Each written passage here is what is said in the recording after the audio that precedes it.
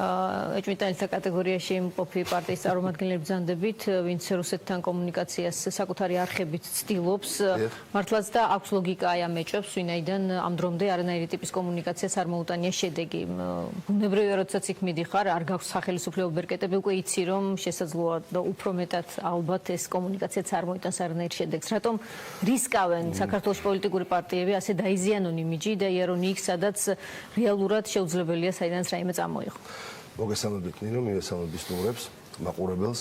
პირველ რიგში არ უნდა გეთანხმებით, რომ არავითარი შედეგი ასეთ მოლაპარაკებებს, თუნდაც არასახელისუფლებო კონტექსტიდან წარმართულს, ოპოზიციის მხრიდან წარმართულს არ მოაქვს. რა თქმა უნდა, იქ არ არის ისეთი შეხვედრები, რომელიც და ისეთი გადაწყვეტილებების მიღება, რომ სახელმწიფოებს შორის რაღაცა ხელშეკრულებები გაფორმდეს და კონკრეტული პრობლემების მოგვარება გადაწყვეტილებების დონეზე მოხდეს. ბუნებრივია, იმიტომ რომ აქ საუბარია ოპოზიციის ინიციატივაზე, სამწუხაროდ ეს იმ ფონზე, როდესაც ხელისუფლება ხელს არ ანძრევს. მიუხედავად იმისა, რომ ეს ხელისუფლება სწორედ მაგ დანაპირებით მოვიდა, რომ ამ პრობლემებს მოაგვარებდა, რომ ამ პრობლემების მოსაგვარებლად დიალოგს დაიწყებდა და ასე შემდეგ.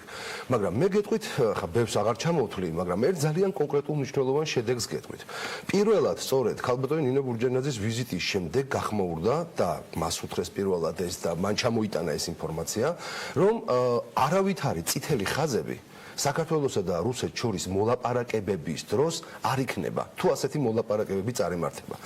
ამის შემდეგ საუბარი ამ თემაზე უკვე რამდენიმეჯერ თავად რუსეთის პრეზიდენტმაც გააჟღერა და მან თქვა, რომ საქართველოსთან მზად არის დიალოგის და მოლაპარაკების წარსამართად და თან ხაზგასმით დააყოლა, რომ არავითარი წინაპირობები, არავითარი წითელი ხაზები და არავითარი თემები, რომელზეც არ შეიძლება იყოს საუბარი, არ არსებობს. ანუ ეს იმას ნიშნავს, რომ ყველაზე უთხრეს ქალბატონ ნინოს რის ფასად თქვა. არა, არავითარ რის ფასად, აქ არის საუბარი იმაზე, რომ რუსეთის მზად არის საქართველოსთან დიალოგის წარსამართად. მე გეტყვით, რა თქმა უნდა, ეს არ იქნება ისეთი დიალოგი, როდესაც რაღაც ნაბიჯის გადადგმა ჩვენს ქვეყანას არ ჭირდებოდეს და საკუთარი პრობლემების მოსაგვარებლად უნდა დავიწყოთ ეს დიალოგი და არა რუსეთის პრობლემების მოსაგვარებლად. რუსეთი არ არის დაზარალებული იმ კონფლიქტში, რომელიც ჩვენს და მას შორის 92 წლიდან მოყოლებული არის, ხო? თუ უფრო ადრე არც არანაირად სიმართლე გითხრათ, რუსეთი მაგას არ თulis ყოველ შემთხვევაში იმიჯურად მაგის იმედად ვერ ვიქნებით და მაგას ვერ ჩამოვეკიდებით. თავარია რომ დავზარალდით ჩვენ და დავიმტვერით ჩვენ ტერიტორიები ჩვენ დავკარგეთ, ხალხი ჩვენ დაგვეყობა, უზარმაზარი დარტყმა და ქვეყნის დაზარალება მივიღეთ ჩვენ. ეხლა 25 წელიწადია ვართ იმ მდგომარეობაში, როდესაც ველოდებით, რომ ჩვენს მაგივრად მოვა სხვა და ის სხვა მოაგვარებს ამ პრობლემებს. 25 წელიწადია არავინ არავის არ უშლიდა ხელს, არავინ არ დადიოდა რუსეთში, არავინ არ აფცილობდა მოლაპარაკებებს, მაგრამ რაღაცა მე არ მახსოვს რუსეთის პრეზიდენტი ყურებახეული ან ჯორჯ ბუშის მხრიდან, ან ბილ კლინტონის მხრიდან, ან კიდე რომელიმე დასავლელი ლიდერის მხრიდან შეუნამუსო როგორ ექცევი საქართველოსო. მე განცხადებების დონეზე შეშფოთება აღშფოთებას არ გულისხმობ. მე ლაპარაკობ იმაზე, რომ რეალური აბიჯები ჩვენს მაგივრად სხვამ არ გადადგა და უბრალოდ აბსურდია იმის იმედად ყოფნა, რომ ვიღაცა ჩვენს მაგივრად ჩვენს პრობლემებს მოაგვარებს. ხა რაც შეეხება დიალოგის აუცილებლობას, სხვა გამოსავალი ამ ქვეყანას არ აქვს. სხვა რეალობა არ აქვს. დღეს როდესაც პატრიოტთა ალიანსის წარმომადგენლები გაემგზავრნენ მოსკოვში, იყო ერთი ჩამოტარებით ყველას კომენტარები. ნაციონალური მოძრაობის წარმომადგენლებიც კი, რომლებმაც მოკლედ შექმნეს ეს ნარატივი, რომ მოკლედ იქეთ თუ გაიხედავ ჩრდილოეთისკენ უკვე პუტინის აგენტი ხარ. იმათმაც კი გამოაცხადეს, რომ აუცილებელია მტერთან დიალოგიო. მაგრამ როგორც გადადგა ამ დიალოგისათვის ნაბის, მაშინ ან აგენტი ხარ, ან უბედურება ვიღაცა. ხოლო თურმე შეიძლება ველაპარაკოთ ჟენევის ფორმატში. კი ბატონო, ვილაპარაკოთ ამ ჟენევის ფორმატში. რამდენიც გვინდა ვილაპარაკოთ. იცით ვინმე რამდენი დაუნდია ჩატარებული? ეხლა ჩატარდება წელს რამდენიმე დღეში. იქნება მე-40 რაუნდი. 2008 წლიდან აგვისტოდან მოყოლებული დღემდე მე-40 რაუნდი ტარდება. ანუ წელიწადში 6-7 რაუნდია. შედეგი იწყება შეხვედრა იმისათვის, რომ უბრალოდ იმავე დღეს დამთავრდეს წარუმატებლად. ჩადის 15-20 კაციანი დელეგაცია ჟენევაში, ალბათ რისთვის, ალბათ შოპინგისთვის მარტო, თორე ერთი ჯონჯოლზე გადასული ადამიანი დაკავებული ამ ჟენევის ფორმატით ვერ გაგვითავისუფლებია ვერცერთხელ. მე არ ვამბობ, რომ აბაშიძე კარასინის ფორმატი არის კარგი და არის საკმარისი იმისათვის, რომ რამე პრობლემა მოგვარდეს ჩვენს ქვეყანაში. რა თქმა უნდა არ არის. კი ბატონო, ისაუბრონ ჰუმანიტარულ საკითხებზე, მაგრამ ყოვლად არასაკმარისი ფორმატია ეს. ამიტომაც ჩვენ ხა ისე ვართ, თან ძალიან მეცინება ხოლმე, როდესაც საუბრობენ, რომ ეს ფორმატი არ უნდა არსებობდეს. ეს ფორმატი გვუპავს თურმე ჩვენ. თურმე ეს ფორმატი რო არ არსებობდეს, საქართველოსა და რუსეთს შორის რაიმე დაალაგდება უფრო უკეთესად, ან რომელიმე ამერიკელი დიპლომატი ან ევროპელი უფრო მეტად აუწევს ყურებს პუტინს.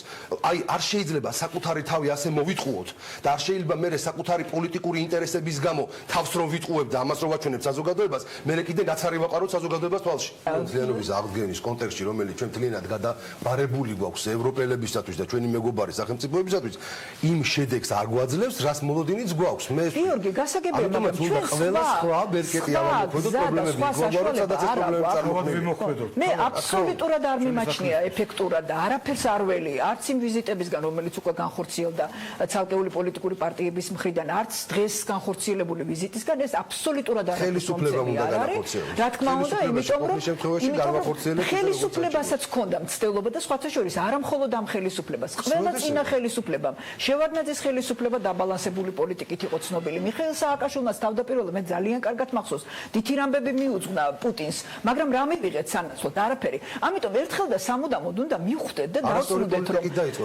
უნდა მივხვდეთ და რატო იყო არასწორი თქვენი გადასახედით, ჩემი გადასახედით არასწორი იყო და თქვენი გადასახედით აღმიდგინე და მე დაგელაპარაკებიო. მიიღო არა, მან ძალიან კარგად მახსოვს როგორ იყო. რა შეეხება თქვენს განცხადებას იმასთან დაკავშირებით. თქვენს განცხადებას, რომ რუსეთი წითელ ხაზებს არ აწესებს, მე პირდაპირ შემიძლია გითხრათ და მოგიტანოთ ციტატა. არასწორი მე უბრალოდ გავიმეორე ის რაც იმას თქვა. პუტინმა შეიძლება რაღაცა რიტორიკულად რაღაცა თქვა, თუმცა როგორც კი შეიქმნა კარასინის და აბაშიძის ფორმატი, მაშინა თუ ითქვა, რომ რუსეთი აწესებს წითელ ხაზებს და არავითარი, მოდით პირდაპირ თქვათ, ამ შემთხვევაში კარასინი ვლადიმიროვიჩი გაცილებით ვლადიმიროვიჩის ასე თქვათ გამხმოვანებელია კარასინი. აქ ორი აზრი არ არის. მან გააკეთა განცხადება. და კიდევ ერთხელ მე მაგის განცხადებიდან გამომდინარე ვასკვნი, რისთვის არის მზადის ქვეყანა. აგრესორი, ოკუპანტი, ჩემი ქვეყნის სერიოზული პრობლემების შექმნა. არ არის მზად იმისთვის, რომ დათმოს რამე. პირველი პირი, რასაც აცხადებს, მე იმას უნდა დავეყნო, აბა მე ხო არ დამესიზრება იმის რა ქვია, რას ფიქრობს ახლა იქ ხელმძღვანელობა ან რაღაცა თავდაცვის მინისტრი ან პრეზიდენტი, რასაც აცხადებს და თან სამჯერო განაცხადა ქართულ ჟურნალისტებთან. მე იმას ვეყნობი ამ შემთხვევაში და იმის საფუძველზე ვამბობ, რომ მოდით გამოვიყენოთ ეს და დავიწყოთ მოლაპარაკებები. გიორგი, შეიძლება მე დავასრულო ჩემი აზრი. განაცხადა, რომ მზად არის მოლაპარაკებებისათვის საქართველოს და ყოველგვარი ასე ვთქვათ, წითელი ხაზების გარეშე და აკრძალული თემების გარეშე. ეს არის ის მოცემულობა, ძიძნება საშუალება. დავიწყოთ. არ გავაკეთებთ მაგას. ჩვენ დავზარავდებით კიდე მომავალში. ღმერთმა დაგვიფაროს, მაგრამ დასაკარგი იცით რამდენი გვაქვს? იცით რამდენი გვაქვს კიდე დასაკარგი? გავიხედოთ სამხრეთით, აღმოსავლეთით და ახეთით. იცით რამდენი? თუ ასე გაგრძელდება, უარეს მდგომარეობაში მივიდა და მე გვიანი იქნება თავში ხელი შემოტყვა, რაც. კარგით. მე დავასრულებ იცით ჩემას, ძალიან მოკლედ დავასრულებ ჩემას. ეს არის ილუზია. რა თქმა უნდა, ნებისმიერი განცხადების შემდგომ არის პრაქტიკული ქმედებები და მთელი ამ ხნის განმავლობაში ჩვენ რუსეთის მხრიდან პრაქტიკულ ქმედებებში ვხედავთ იმას, რაც დღეს განაცხადა კარასინმა, რომ მათ ნერვებს და ხელს და ზოგადად მათთვის მიუღებელია საქართველოს მხრიდან თავისუფალი საგარეო პოლიტიკის წარმოება, ალიანსის არჩევა სურვილის მიხედვით და რა რჩება ქვეყნის სუვერენიტეტიდან. მე იცით რა, შეიძლება პოლიტიკოსებს აღარ მიუმართო, იმიტომ რომ პოლიტიკოსებმა ეს უკვე უნდა იცოდნენ, მაგრამ ახალგაზრდებს რომლებიც სრულიად გულწრფელად, გიორგი, მაცალე ძალიან გთხოვთ. ახალგაზრდებს რომლებიც სრულიად გულწრფელად შეიძლება გაჩერდეთ ერთ ილუზორული ნატო საუბრობენ და ქმედებებს ახორციელებენ, მოქმედებენ თავიანთი ქვეყნისთვის. ახალგაზრდებს მინდა უთხრათ, რომ ქვეყნის სუვერენიტეტი, ჩემი ძვირფასო მეგობრებო, ერთ-ერთი პირველი რატომ გვინდა? გვინდა, რომ ჩვენ ვაწარმოოთ ჩვენი დამოუკიდებელი საგარეო პოლიტიკური კურსი, რომელსაც რუსეთი გვეუბნება, რომ არა ბატონო, თქვენ უნდა აწარმოოთ ის საგარეო პოლიტიკური კურსი, რომელიც მე მინდა და მეორე ჩვენ გქონდეს ალიანსების თავისუფლად არჩევის უფლება, რაზეც რუსეთი კატეგორიულად გვეუბნება, რომ აი თქვენ ნატოში არ უნდა შეხვიდეთ, იმიტომ რომ ეს ჩემს ინტერესებს ეწინააღმდეგება. თუ ჩვენ გვინდა რომ სუვერენიტეტის ეს მნიშვნელოვანი ნაწილი დავთმოთ, კი ბატონო, წავიდეთ, ვილაპარაკოთ, ვესაუბროთ, როდესაც აპრიორი ვიცით რომ რუსეთი ამაზე არ წამოვა. მოგაცავთ ცოტა მოგვიანებით, თქვენი კომენტარი ბანო მაჭავარიანი გოლოდებული საბჭოს მდივნის მოადგილე მინდა რომ აი ბატონო გიორგი, თქვენ ფლანგთან მექნება კითხვა. როდესაც საუბარია იმაზე რომ უნდა ვისაუბროთ რაღაცაზე. აქ ძალიან გარკვეულია, გასაგებია რუსეთის ინტერესი. დღესაც კიდევ ერთხელ თქვა ლავროვმა და არაპირველად მე რამდენიც მე ახლა არ დამითვლია, მაგრამ პირველი არა ვინც ამას ამბობს, რომ საქართველოს შეაქვს რაღაცა ტიპის პროვოცირების, არასტაბილურობის ნიშნები, სწორედ იმის გამო, რომ მას უნდა ნატოში გაწევრიანება რეგიონიდან.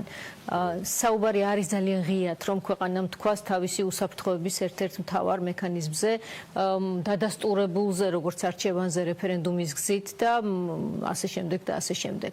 აი რაღაც რჩება სასაუბრო. თუ კი მთავარს ართმობს საქართველოს მოქალაქეთა აბსოლუტური უმრავლესობა. სწორედ ეს რჩება სასაუბრო. რა თქმა უნდა, რუსეთი ამას ღიად აფიქსირებს და ეს არის რუსეთის სახელმწიფოებრივი უსაფრთხოების საკითხი. ასე უდგება ეს ქვეყანა თავის სამხრეთ საზღვრებზე იმ საფრთხეს, რასაც ქვია აქ ამერიკის ბაზების განთავსებას კავკასიაში. ასე უდგება. ამაზე საუბარი არ არის ამ კონფლიქტის ამერიკის ბაზების განთავსებაზე. აქ საუბარი არის ნატოს წევრობას საქართველოს, რომელსაც ასევე მნიშვნელოვანი და უსაფრთხოების გარანტია. აბსოლუტურად იგივეა.